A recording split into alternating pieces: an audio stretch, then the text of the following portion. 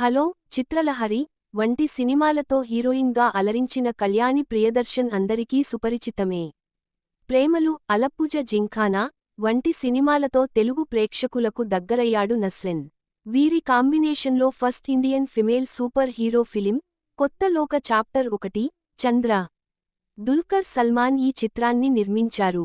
August 29న ఈ చిత్రం release అయింది. తెలుగు వెర్షన్ కొంచెం డిలే అయింది. మరి ఈ క్రేజీ మూవీ ఎలా ఉందో తెలుసుకుందాం రండి.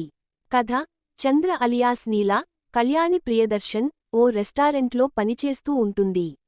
ఉదయం పూట ఆమె బయటకు రాలేదు. కాబట్టి నైట్ షిఫ్ట్స్లో ఆమె వర్క్ చేస్తుంటుంది. ఆమె ఎదురింటి ఫ్లాట్లో ఉంటాడు సన్నీ, నెస్రిన్. తొలిచూపులోనే చంద్రని చూసి ఇష్టపడతాడు. ఎలాగైనా ఆమెతో పరిచయం పెంచుకోవాలని ప్రయత్నిస్తాడు. ఆ విషయంలో సక్సెస్ అవుతాడు. చంద్ర కూడా సన్నీతో ఫ్రెండ్షిప్ చేస్తుంది. మరోపక్క నగరంలో ఓ గ్యాంగ్ కొంతమందిని కిడ్నాప్ చేసి ఆర్గాన్స్ మాఫియా నడుపుతూ ఉంటారు. ఒకానొక టైంలో చంద్రని కూడా కిడ్నాప్ చేస్తారు. ఇది చూసిన సన్నీ ఆమెను రక్షించే ప్రయత్నం చేస్తాడు. కాని ఈ క్రమంలో చంద్ర అందరిలాంటి అమ్మాయి కాదు అనే షాకింగ్ నిజం అతనికి తెలుస్తుంది. ఆమెకు సూపర్ నేచురల్ పవర్స్ ఉన్నాయని అతనికి తెలుస్తుంది. అసలు చంద్ర ఎవరు? ఆమెకు సూపర్ నేచురల్ పవర్స్ ఎందుకు ఉన్నాయి? ఆమెను పోలీస్ అయిన నాచియప్పన్ గౌడ, శాండీ ఎందుకు టార్గెట్ చేస్తాడు? చంద్ర ఓ టెర్రరిస్ట్ అని ఎందుకు ప్రచారం చేస్తాడు? అనేది మిగిలిన కథ. నటీనటుల పనితీరు: కళ్యాణి ప్రియదర్శన్ ఇప్పటివరకు గ్లామర్ రోల్స్కు దూరంగా చాలా పద్ధతిగా గర్ల్ నెక్స్ట్ డోర్ రోల్స్ మాత్రమే చేస్తూ వచ్చింది. మొదటిసారి సూపర్ హీరో టైపు రోల్ చేసింది. ఈ పాత్రలో ఆమె ఒదిగిపోయింది అనే చెప్పాలి. ఎక్కడా తడబడకుండా చాలా ఈజ్తో చేసేసింది. నస్రిన్ మరోసారి బాయ్ నెక్స్ట్ డోర్ రోల్లో తన మార్క్ కామెడీతో అలరించాడు. అతని ఫ్రెండ్ రోల్స్ చేసిన వాళ్లు కూడా కామెడీ బాగానే పండించారు. శాండీ ఓ క్రూయల్ పోలీస్గా కరెక్ట్గా సెట్ అయ్యాడు. అతన్ని ఇంకా క్రూరంగా చూపించే అవకాశం ఉన్నా ఎందుకో దర్శకుడు ఆ ఛాన్స్ తీసుకోలేదు.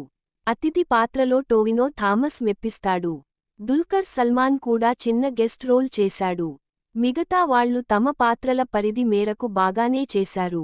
సాంకేతిక నిపుణుల పనితీరు: తెలుగులో ఇంద్రాణి వంటి ఫిమేల్ సూపర్ హీరో ఫిలిమ్స్ తీసే ప్రయత్నాలు చేశారు. కాని అవి సత్ఫలితాలు ఇవ్వలేదు. ఈ విషయంలో మలయాళ దర్శకుడు డామినిక్ అరుణ్ చాలా వరకు సక్సెస్ అయ్యాడు అనే చెప్పాలి. మైథలాజికల్ టచ్ ఇచ్చి చాలా కన్విన్సింగ్గా వరల్డ్ బిల్డింగ్ చేసుకున్నాడు. ఫస్ట్ హాఫ్లో ఇంట్రోల కోసం పెద్ద హడావిడి చేయకుండానే ప్రేక్షకులను కథలోకి తీసుకెళ్లిపోయాడు.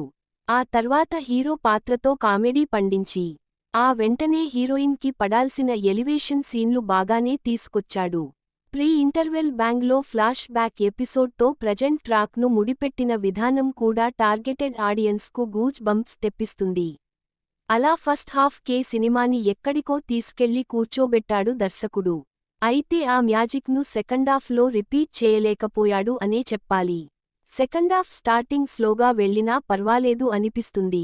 కాని ఎప్పుడైతే పోలీస్ పాత్రకి కూడా హీరోయిన్లా సూపర్ నేచురల్ పవర్స్ వచ్చినట్టు చూపించాలి అనుకున్నాడో అక్కడి నుండి ల్యాగ్ ఎక్కువైన ఫీలింగ్ కలిగిస్తుంది.